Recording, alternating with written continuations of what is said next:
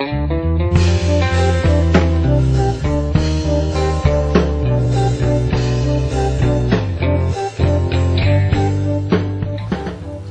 so now that we're back, after I had applied the wet black paint, what I'm going to do is I'm going to take some wood varnish, okay? It's just regular, as clear as it can get wood varnish. And as you can tell, I have the piece standing.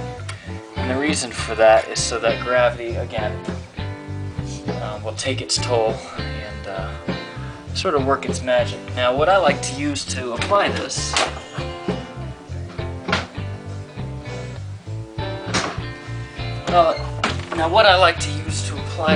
is our Q-tips.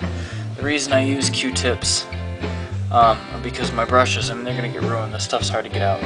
So what I'm going to do is this is going to simulate water. Okay, so I'm going to kind of show you.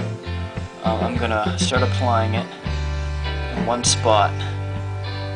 I'm going to let nature just kind of take its course. Now, the reason why I use wood varnish is because it never dries to where it looks like it's not wet. Okay. What's going to happen is it's going to eventually sink down, kind of like what you see it doing. It's going to simulate a wet piece of the wall, as you can tell. I'm going to go to every single crack that I have on here, and I'm going to apply this.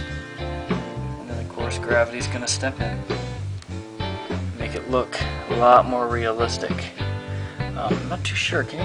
I'm assuming that you can see the gloss or the shine that's coming off. And I just sort of kind of do this, just like that.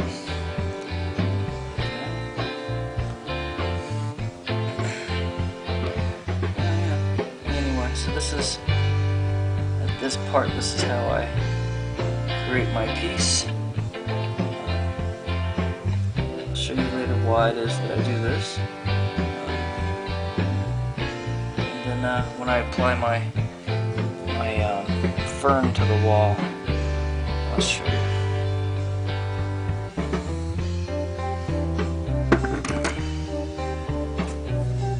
Okay, so now that I have the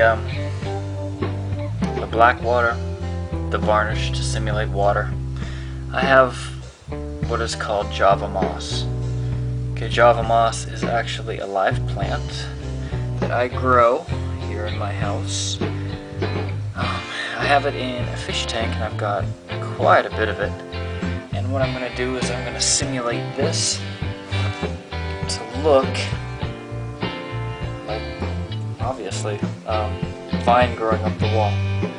Okay, so I do it pretty much in between where I had placed the water coming down.